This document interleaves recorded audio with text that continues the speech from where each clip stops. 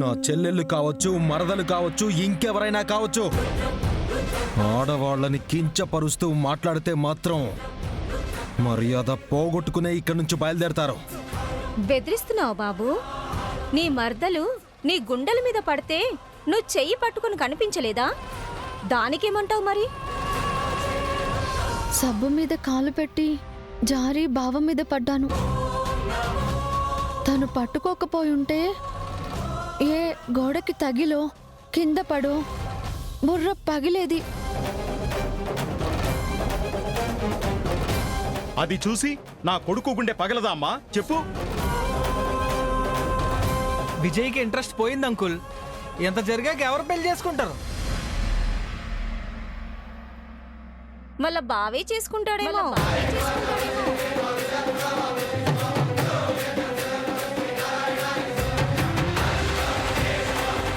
ఈ ఇంట్లో మొదటగా పెళ్ళయ్యేది నీకో నీ చెల్లెళ్ళకో కాదు, మరి నీకేనయ్యా గంగా. నీ పెళ్ళయ్యాకనే నీ చెల్లెల పెళ్ళి అయ్యేది. చూడమ్మా, ఇప్పటిదాకా ఓపిక పట్టినా మా శివపార్వతి తప్పు చేస్తే ప్రాణం తీసాకే మాట్లాడేటోళ్ళం. ప్రాణముండగా మా అన్నయ్య తప్పు చెయ్యడు.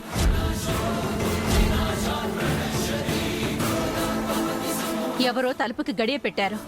బావ మర్దళ్ల మీద నింద పడాలని అలా చేశారు. అవును, కావాలనే చేశారు. వాళ్ళెవరో తెలుసుకోండి ముందు. గొళ్ళెం పెట్టిందెవరో తెలిస్తే మాత్రం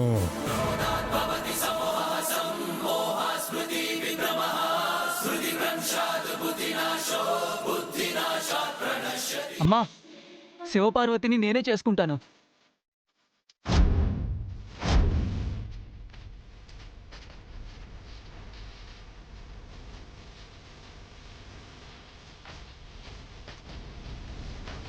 ఏంట్రా నువ్వు? పిచ్చేవన ఎక్కిందా? ఆ పిల్ల వాళ్ళ బావతో ఉందని మొహం మార్చుకున్నది నువ్వే.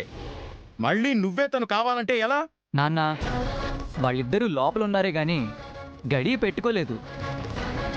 ఏ ఆకతాయి వెధవ ఆ పని చేసి నిశ్చితార్థాన్ని చెడగొట్టాలని చూస్తున్నారు.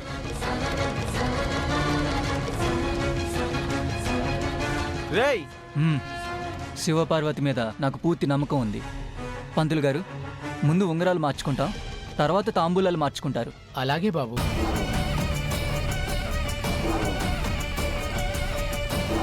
వెళ్దామన్నయ్య. పదండమ్మా. నిశ్చితార్థం పూర్తయ్యేదాకా ఉండండి గంగా. ఇంత జరిగాక ఎలా ఉండమంటావత్తా? ఇందులో ఒకటే ఉంగరం ఉందమ్మా.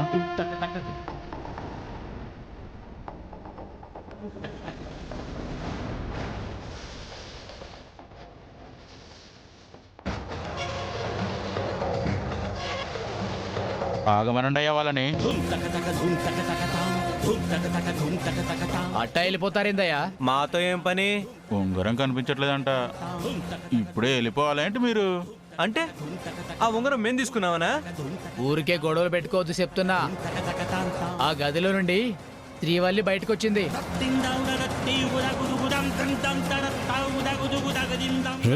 వెయిట్ వెయిట్, ఆ రింగ్ ఎవరన్నా తీసుంటే మనలోనే ఎవరో ఒకరి దగ్గర ఉన్నట్టు అర్థం కదా. చూడాలి కదా బాబు. వాళ్ళు వెళ్ళిపోయాక దొరక్కపోతే అప్పుడు వాళ్ళనే అనుమానిస్తారు. అందులో డౌటే లేదు. అంత డౌట్ ఉంటే వెతుక్కోండి. అది కాకుండా ఇంకేమైనా ఉంటే మీరే తీసుకోవచ్చు. ఇట్స్ ఆల్ రైట్, చెక్ చేసి చూస్తా.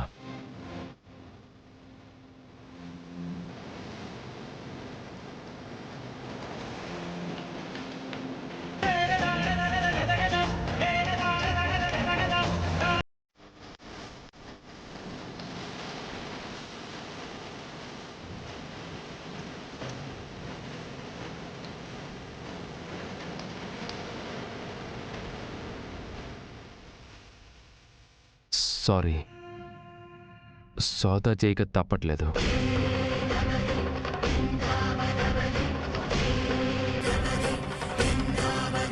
ఇందాక నేను వచ్చి పట్టుకోబోతే నీ చెయ్యి విదిలించుకున్నావు కదా. ఇప్పుడు నా 2 చేతులు నీ ఒంటి మీద పడి పరీక్షగా చూస్తాయి.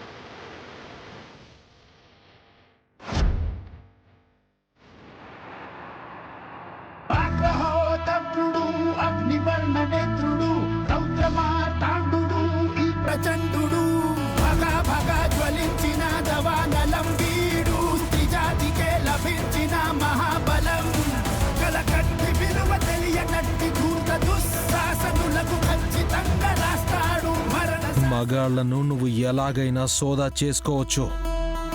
ఆడవాళ్లను సోదా చేయాలంటే ఆ పని ఆడవాళ్లు మాత్రమే చేయాలని మీకు ఆ మాత్రం తెలీదా? Yeah I know. శివ,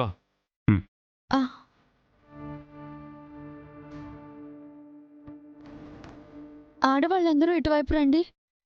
నాన్న, మీరు మగవాళ్ళని సోదా చేయండి.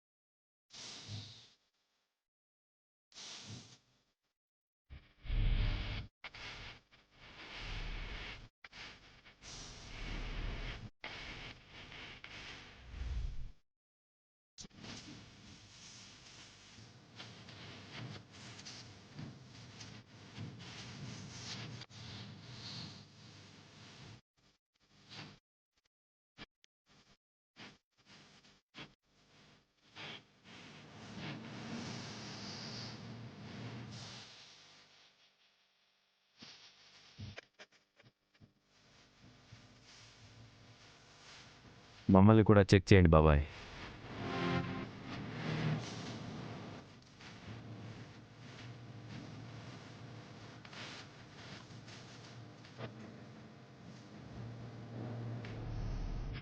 మరి నన్ను కూడా చెక్ చేయి.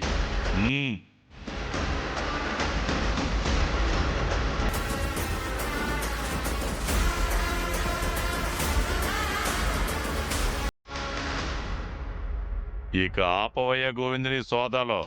అక్కడ కూడా సోదాలు ఆపండి.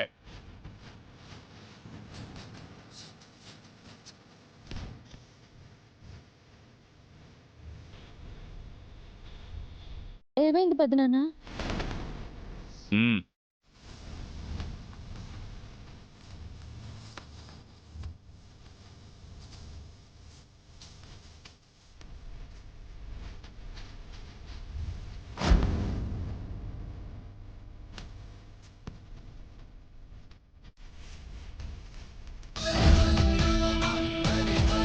బంగారాన్ని ఇట్ట పడేసుకుని మీరు ఎంతసేపు వెతికినా లాభం ఏముంటది? ఏం తిరుపతి, జాగ్రత్తగా పెట్టుకోబడ్లా?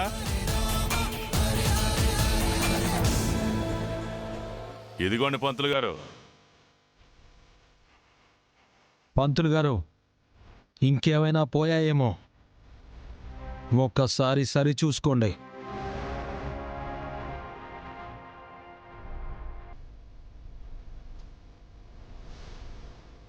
అంతే గంగా. మంచిది.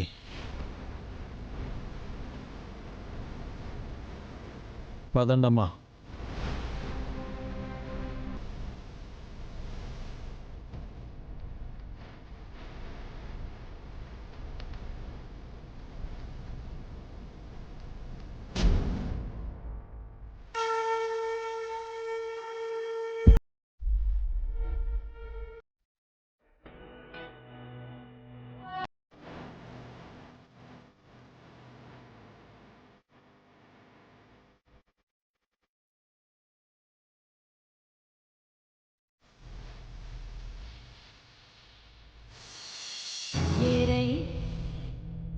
కంటి నీరే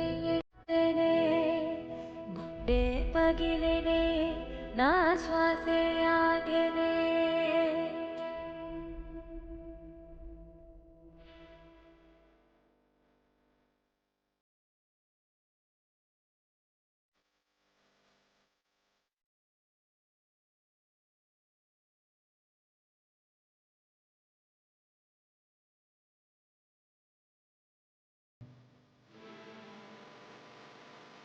కాలమే మదినా యుద్ధమే చేసిన కన్నవారి మెప్పి పొంది నెగ్గే ప్రేమ నొక్కే మనపే తెల్ల కడలిలోన కలిసేనమ్మ కురిసే వర్షం మచ్చలేని బంగారం స్వచ్ఛమైన మందారం తెగేనాక తాడులాగా దాని తప్పిపోయావే రథమారిపోతే కంటి గుండె నా శ్వాసే ఆగేనే నీ బావ మీద నింద పడలేదని నువ్వు హ్యాపీగా ఉంటే ఉండొచ్చు, కానీ నాకు నువ్వే కావాలని ఎందుకు పట్టుపట్టానో తెలుసా? ఎంత జరిగాక నువ్వు అణిగి మణిగి ఉంటావు.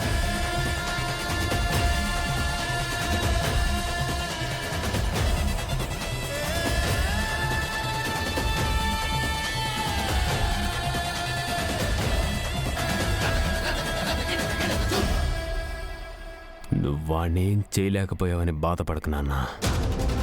ఏం చెయ్యాలో 2 నిమిషాల్లో చేస్తాను.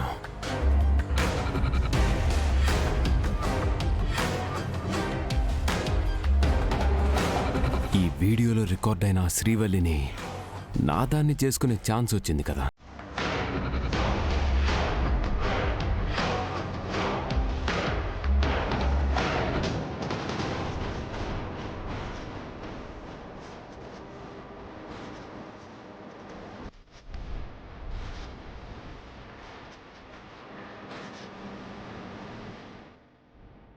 అమ్మా శ్రీవల్లి, ఈ కిటికీ సరిగ్గా లేనట్టుంది. నువ్వు వేరే గదిలో మార్చుకో.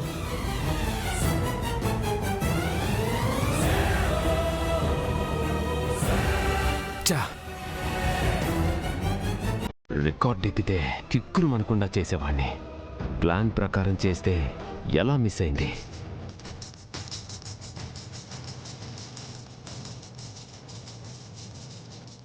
ఈ చీరలో ఎంత అందంగా ఉన్నావో తెలుసా?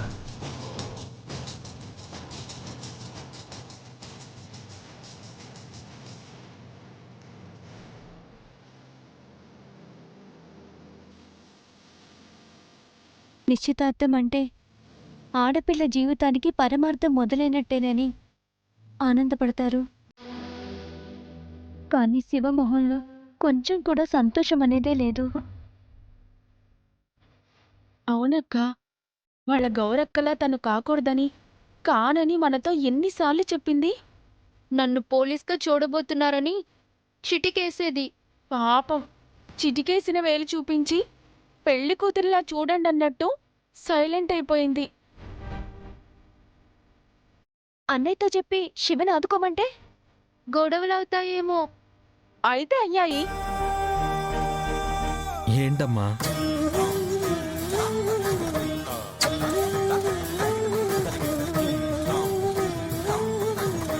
చెప్పు కుముదా, చెప్పేస్తావా? శ్రీవల్లక్క పెళ్లి కోసం కష్టపడే అన్నయ్యకు శివ కష్టాన్ని చెప్పి లేనిపోని సమస్యల్లోకి నెట్టడం అవసరమా మాకు? చెప్పమ్మా. ఏం లేదన్నయ్య, ఏం లేదు. అదే అక్క పెళ్ళికి మేము కొత్త డ్రెస్సులు కుట్టించుకుందామని. ఖర్చు పెరిగితే మాత్రం మీ అందరికీ తక్కువ చేస్తానమ్మా. శ్రీవల్లి, అక్క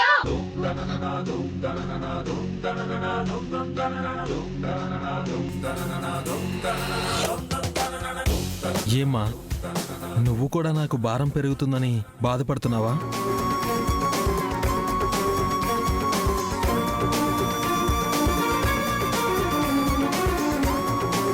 మరెందుకమ్మా అలా ఉన్నావు? ఏమైంది? అన్నయ్య, మ్యాచ్ ఫిక్స్ అయిన ఆడపిల్ల మౌనంగా ఉందంటే వరుడు గురించి కలలు కంటుందని అర్థం. వరుడి పేరు షణ్ముఖుడు. ఆ పేరు వినగానే అక్క కళ్ళు చూడు ఎలా మెరుస్తున్నాయో. సరే సరే, ఆట పట్టించింది చాలు గాని రేపు పొద్దున్నే మన నిశ్చితార్థానికి బట్టలు కొనడానికి వెళ్తున్నాం. అక్కకేనా?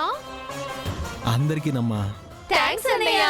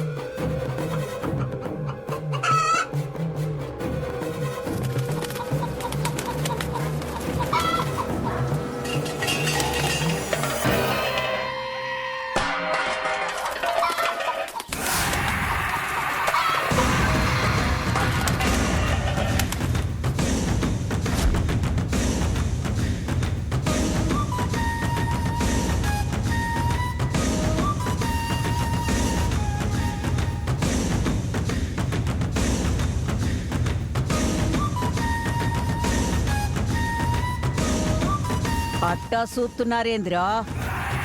నేనేం సుట్టాని కాదు, మిమ్మల్ని కన్న తల్లిని.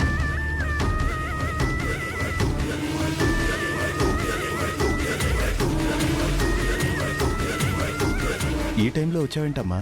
యాతరికెళ్ళొచ్చిన బస్సు 4ింటికే దింపితే నేనేం సేతు? దర్శనాలు బాగా అయినాయి అమ్మా. ఈడ చేసిన పాపాల్ని ఏడనో గడుక్కోవాలనంటే చాలా కష్టమైంది పెద్దోడా. గంగలో మునిగినావా లేదా నాయనమ్మా? గంగని మనం ముంచాల గాని మనం గంగలో మునగరాదబ్బోడా. నువ్వు నా కాళ్ళకి మొక్కినావంటే ఎవరి కాళ్లనో లాగనీకి చూస్తున్నావని నాకర్థమైనాదిలే. ఊరుగా నానమ్మా, నువ్వు అలా అంటే అందరూ కంగారు పడతారు. వీళ్ళని చూస్తా ఉంటే బెరుకు లేకుండా గొరక పెడతా ప్రశాంతంగా పండుకుని లేచొచ్చినారనిపిస్తా ఉండాది. నువ్వు వస్తుండావని మాకు తెలియదు కదమ్మా. నిజమే, బస్సు ఎల్లుండి రావాలా. నా భయానికాడు ఇయాల్నే తీసుకొచ్చుండాడు.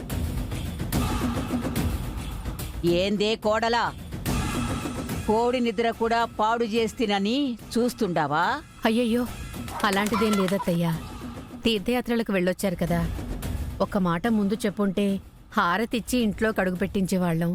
వదినా, అలా అంటే అమ్మ అపార్థం చేసుకుంటుంది వదినా. మిమ్మల్ని అర్థం చేసుకోమనే చెప్తుండా. నాకు హారతి పళ్ళల్లో మంట చూడాలని లేదు. పంచాయతీలో పెద్దోని పరువు మంట కలిసి 16 ఏండ్లాయే. గతము కథ గగనమున నిలిచే, కలత మంది హృదయమున తొలిచే, పొగలవలే పగలు చలరేగే, పొంది కగ పొంద. పిల్లోనిగా ఉన్న ఆ గంగ మన మర్యాదకే ముల్లాయే. ఆడు అవస్థ పడతా ఉంటే చూడాలని ఉందిరా. నా మేనల్లుడేం చేశాడత్తయ్యా? తిరుపతే, ఈ మాట నన్ను అడిగినప్పుడల్లా నీ శంపకు వాపొస్తానే ఉండాది. పెద్దోడా, నీ పెండ్లాన్ తెలియనట్టు అడగటం, తెలుసుకోమని మళ్ళా చెప్పడం మనకు అలవాటే గదరా. అమ్మా గంగ అప్పుడేం చేశాడన్న దానికన్నా ఇప్పుడు తన చెల్లి శ్రీవల్లి పెళ్లి చేస్తున్నాడని నానమ్మ బాధ. మంచి పనే కదా చేస్తున్నాడు. అట్టా ఎట్టా అవుద్ది? శ్రీవల్లి పెండ్లి చేస్తే ఆడు గెలుస్తాడు. అదే నా కొడుకు ఓడిపోయినోళ్ళ తలొంచుకుని నిలుస్తాడు.